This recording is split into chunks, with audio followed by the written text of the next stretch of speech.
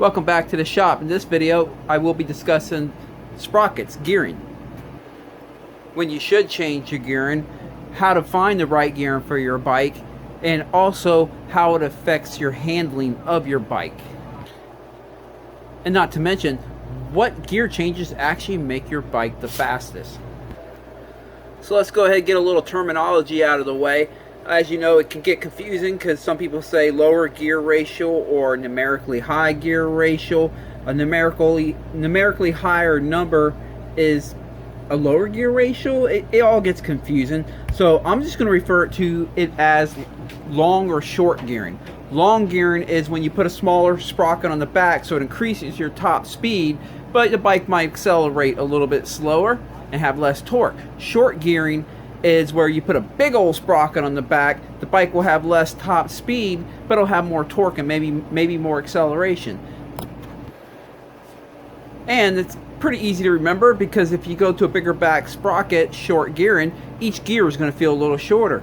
And if you go to a smaller back sprocket or long gearing, each gear is going to feel a little longer. So that's why I'm just going to refer to it as short gearing for a bigger back sprocket and long gearing for a smaller back sprocket in this video. Choosing the correct gear ratio or gearing for your bike can be a balancing act because there's multiple things to consider here. Not only affecting how long each gear is going to go or how short each gear is going to go, how much torque is going to come out onto the rear wheel, but you're also going to be affecting the handling of the bike. Because oftentimes to change your gear ratio, you're going to have to alter the wheelbase of the bike to some degree.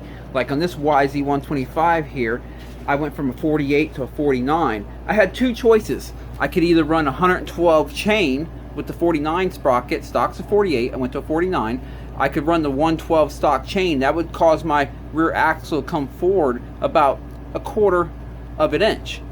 Or I could run a 114 chain with the 49 tooth sprocket, and that would cause my rear axle to be about a 1/2 inch further back than what the stock was. So I had two choices here. Have the rear axle way up front to run a 49 sprocket, or have my axle way out to the back. And both of them will affect handling, because at that point you're not only changing your wheelbase, but you're also changing where that back tire is in reference to where you're sitting on the bike. Is it more under your butt or is it further out? A general rule of thumb, although it doesn't seem to always be the case, is the further back your wheel is, further out back your wheel is, and the longer your wheelbase, the more stable the bike will be, and the further inward the wheel is, and the shorter the wheelbase, the more unstable your bike will be, but it will corner better. Although that is not always the case, and that's why you just have to try things out for yourself to sometimes figure out what works best for you on that particular bike. Now I can say as you bring your rear wheel closer in, they do corner better. Not only is it a shorter wheelbase, but you're also more connected with the back wheel coming out of the corner. If you watch Tomac ride, they say he rides on the rear wheel. It's easier to straddle the bike with your knees when you're sitting on it and actually have your body control the rear wheel more and have more control where the rear wheel is sliding out to, or where you want the rear wheel to stay put when the rear wheel is closer up underneath you.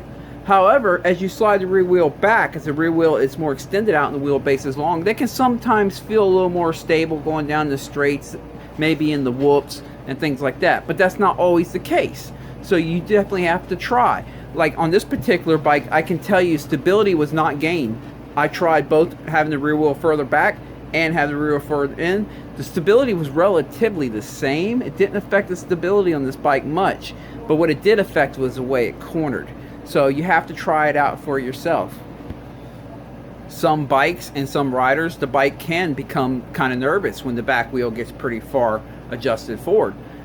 And then some bikes turn like crap if the back wheel's way out to the rear. And so you have to bring it in some to get some good corner out of it. So every bike's different, every rider's different. And this is where things can get a little bit complicated but become clear with a little bit of trial and error.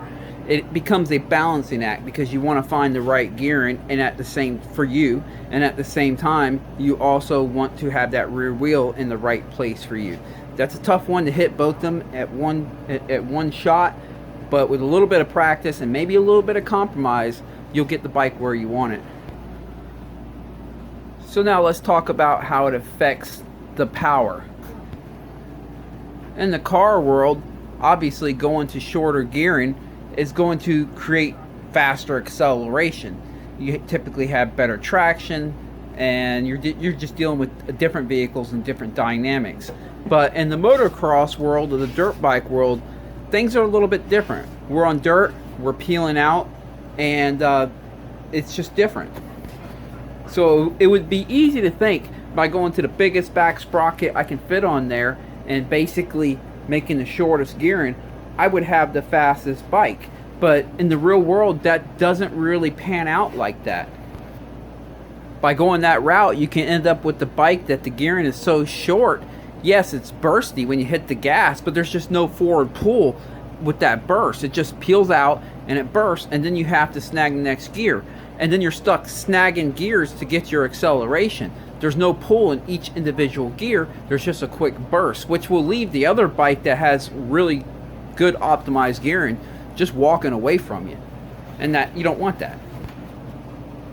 On the other side of the spectrum, if you go with a really small back sprocket to have really long gearing, it limits the amount of torque going to your rear wheel. It can make it, if you shift too soon, you fall underneath the power band of the bike or fall underneath the power window, and it's just, the bike's just too long a gearing. So again, the bike that has optimized gearing will be scooting away from you. So somewhere in the middle, that's what you want. You want gearing that has a good burst that you're looking for as far as power is concerned.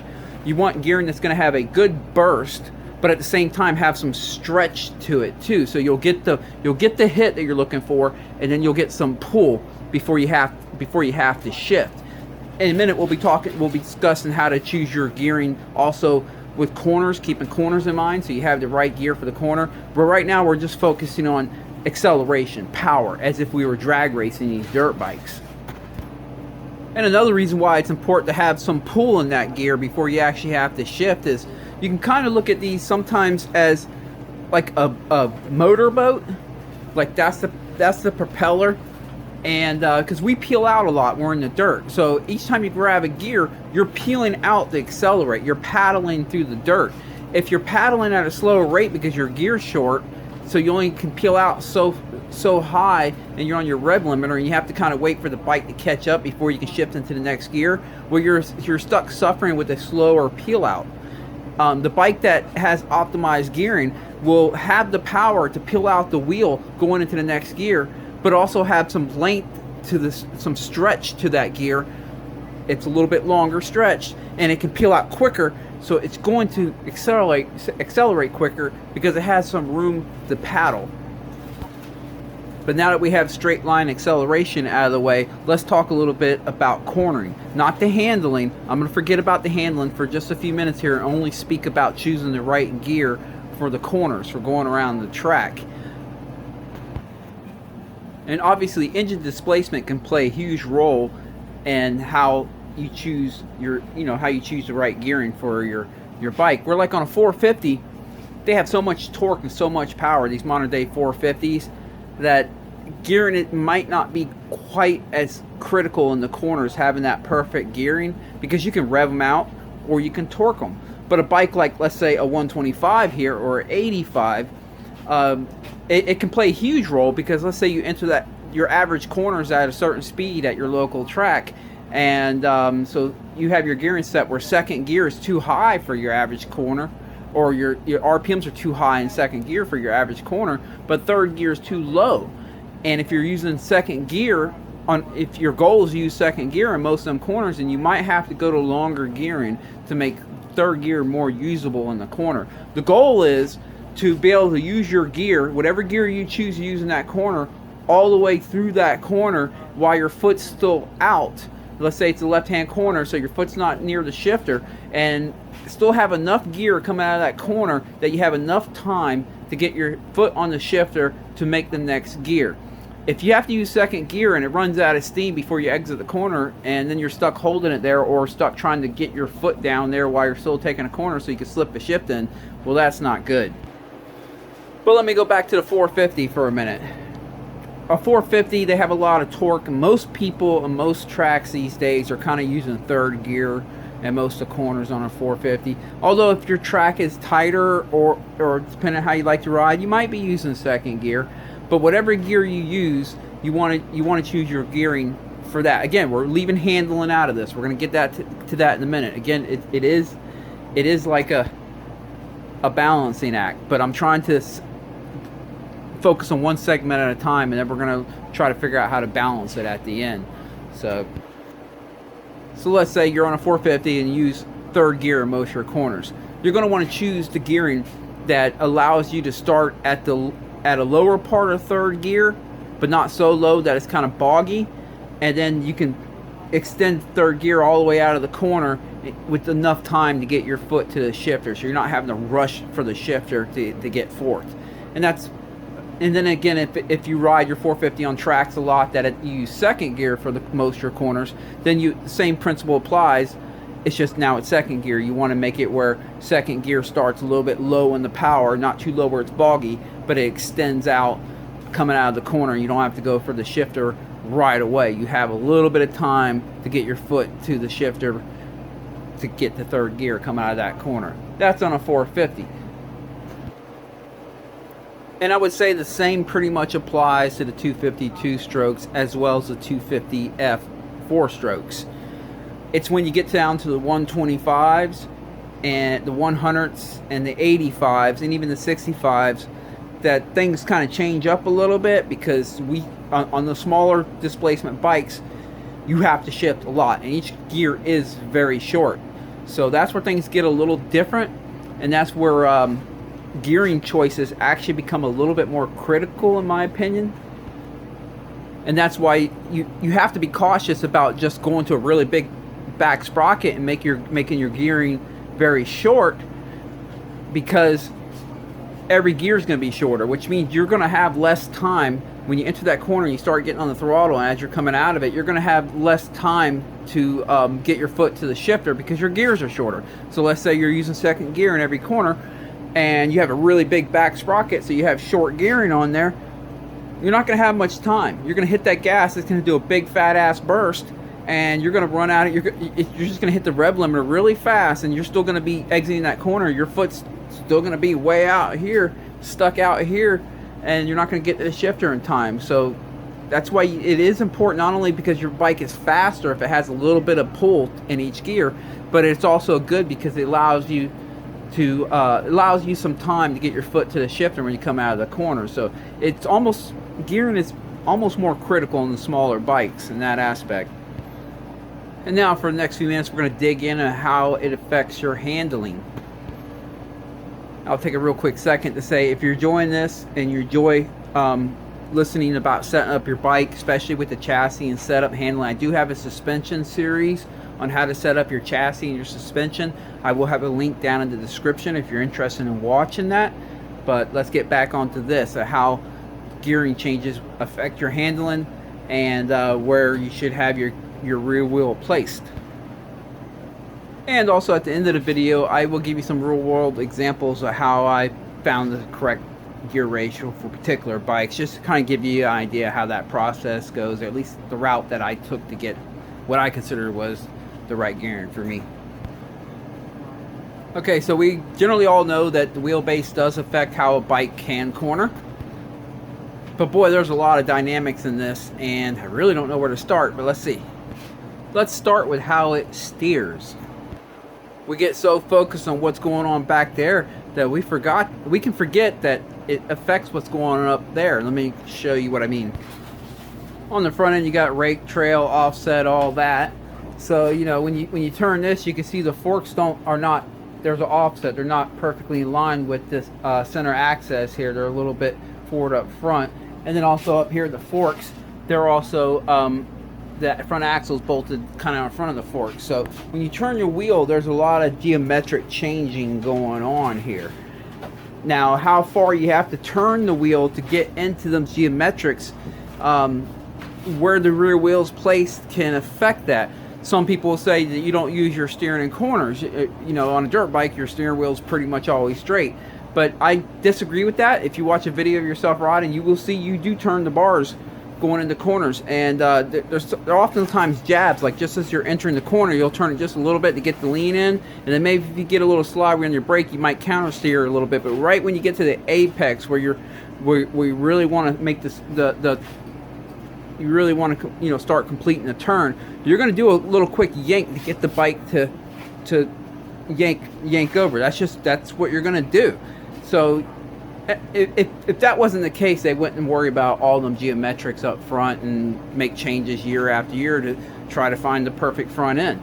So these bearings right here are going to be our wheels. That's our rear wheel. This is our front wheel. They're in line with the motorcycle.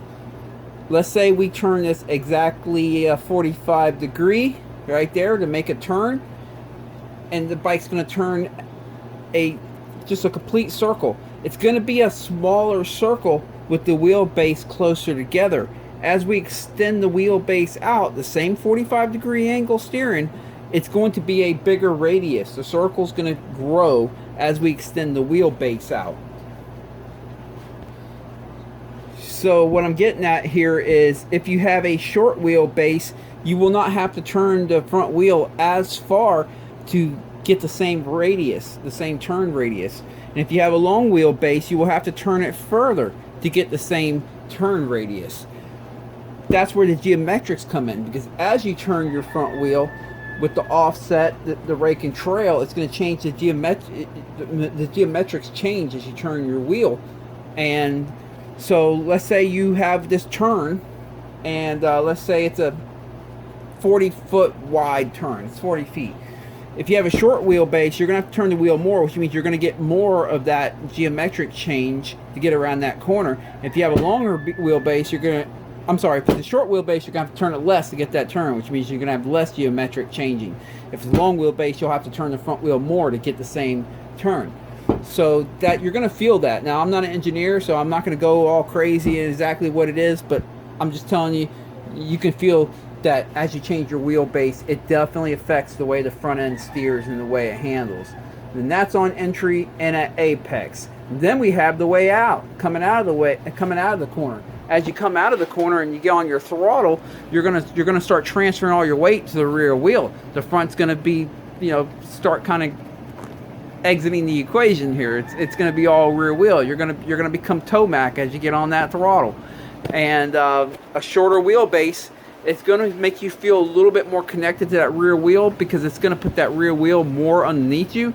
So your legs going right here, gripping the bike, your butt back here, maybe you're sliding back a little bit on the seat to even get more on top of that rear wheel. But that's going to allow you to butt steer the bike a little bit better with that rear wheel up closer towards you. Versus if it was far out back, it would kind of feel like the rear wheel's back there doing a slide on its own, come out of the corner, and you don't really have as much control over it. So it does make a difference. So it might sound like I'm saying the more you can get that rear wheel into your butt, the better off you are. But no, that's not the case.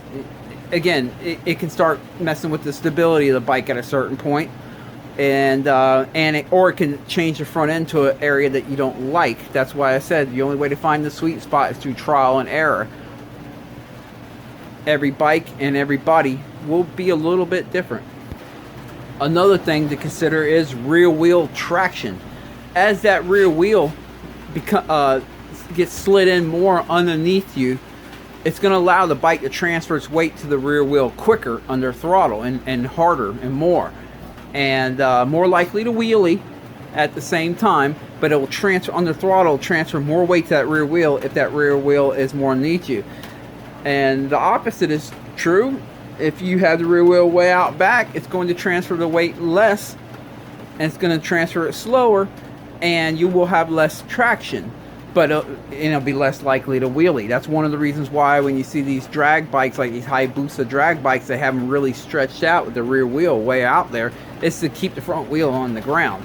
But to keep the front wheel on the ground, it means you're keeping more weight of the bike on the front wheel, which means there's less weight on the rear wheel, which means there's less traction. So that too is also something that we need to add into our whole balancing act right here to find the right gearing and wheelbase for our bike. In a perfect world, we could change our gear ratios and not affect the wheelbase, or we could change our wheelbase and not affect the gear ratios. But that's not how this works. So we have to find and compromise, and trial and error, and just try some stuff out and figure out what we like. And there might be a little compromise, but eventually, hopefully, you'll find the sweet spot.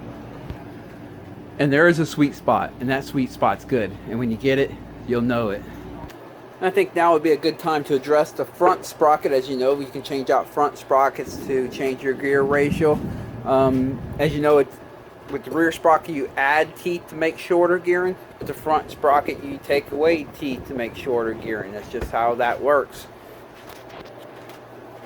But I find very few bikes that you can change this front sprocket without affecting things in a negative way.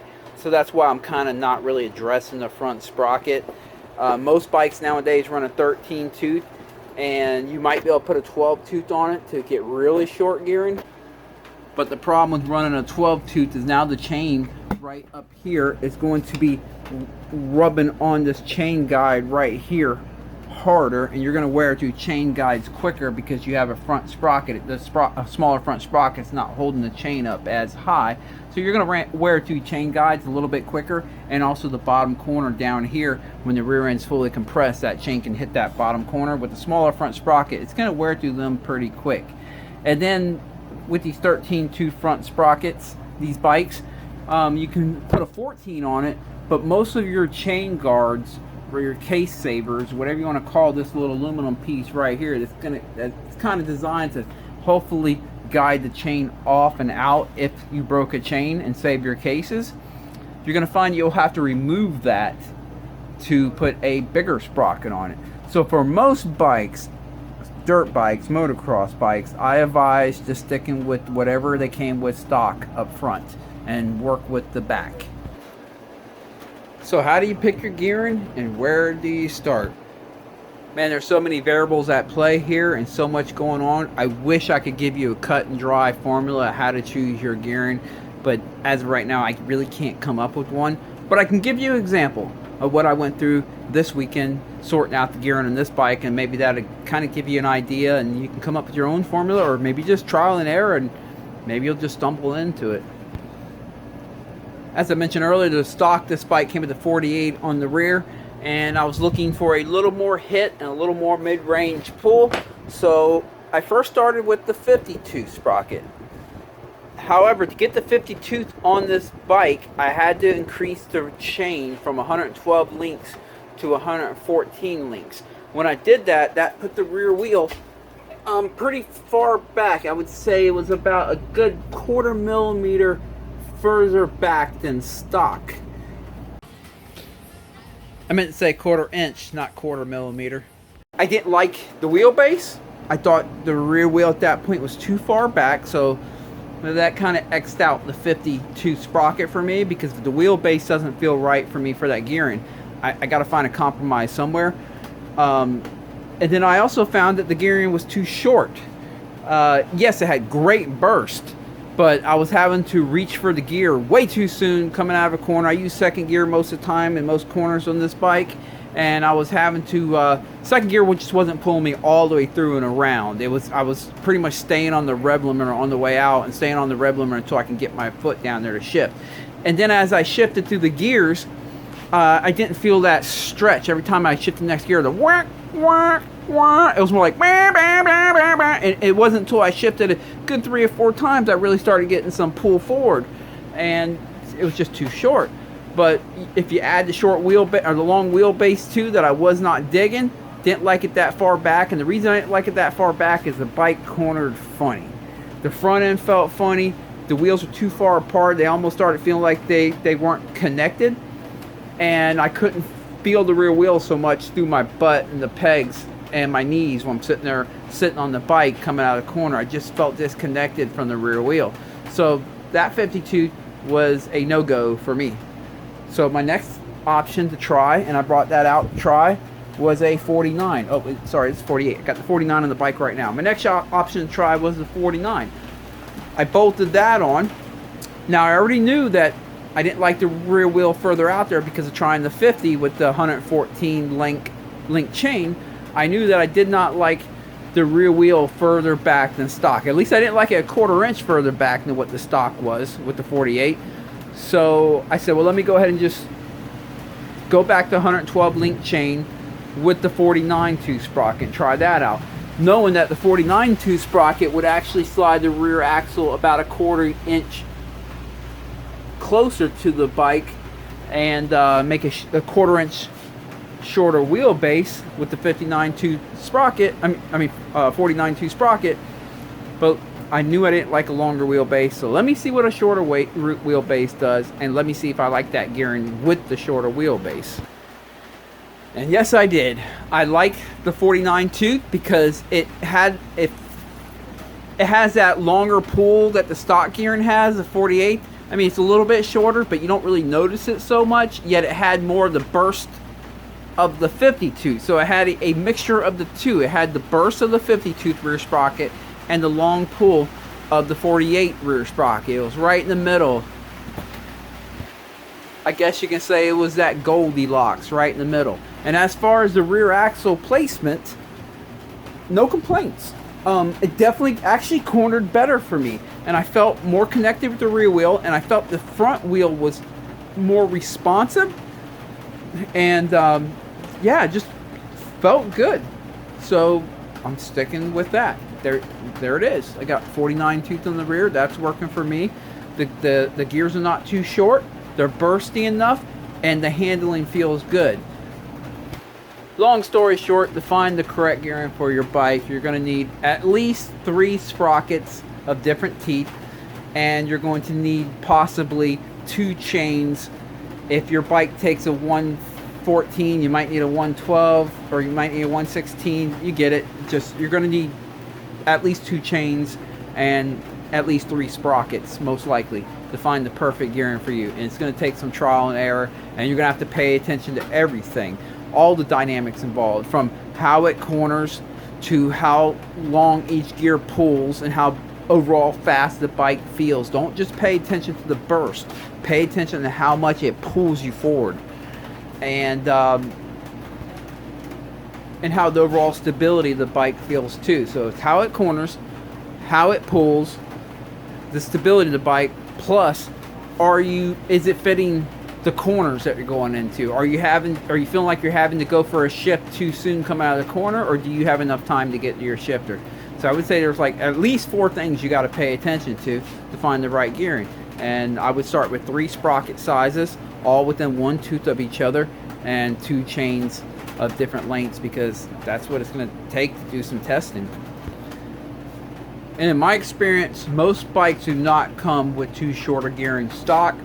If anything, they err on being too long, and they typically, it's been like this since the beginning of time, they typically err on being about 1 tooth too long if you have to make a change. So like the 2015 YZ450, I went up 1 tooth in that, and that was perfect for me. It got the rear wheel a little bit closer underneath me, and it set 3rd gear up good where it started perfect at the bottom of the power band, and gave me enough time coming out of the corner that I was able to get my foot onto the shifter when as I'm coming out of the corner. And once I get the bike fully straight, I was able to get my foot on the shifter in time. However, the YZ250 stroke, I don't have to change the gearing at all. That 52 rear sprocket, they come with a 14 in the front and a 50 in the back, the YZ250 smoker, I don't have to change it at all. That's perfect for me. 3rd gear, I use 3rd gear in most corners on that bike, and it's perfect right there where it's at. So some bikes you don't have to change them, some bikes you do, but typically when you do, you're going to typically be adding teeth, not taking away. And 1 tooth at a time. Don't just go out and buy 3 teeth bigger sprocket. Just like this one, I did a 48, 49, 50. You'll be amazed at how much 1 tooth makes a difference. So 1 tooth at a time, grab yourself 3 sprockets and 2 chains, and you will find that sweet spot. That's it, guys. I appreciate you watching this. Click like and subscribe if you don't mind. And if you want to geek out a little bit more on chassis suspension, check the description down below. I have a link. Catch you later.